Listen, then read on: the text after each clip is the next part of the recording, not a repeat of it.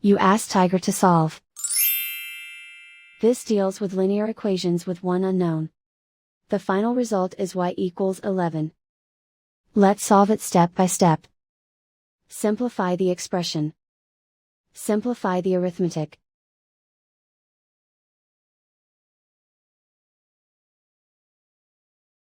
Group all constants on the right side of the equation. Add 31 to both sides. Simplify the arithmetic.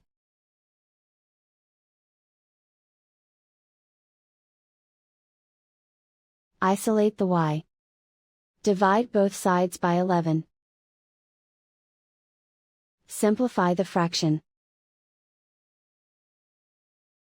Find the greatest common factor of the numerator and denominator.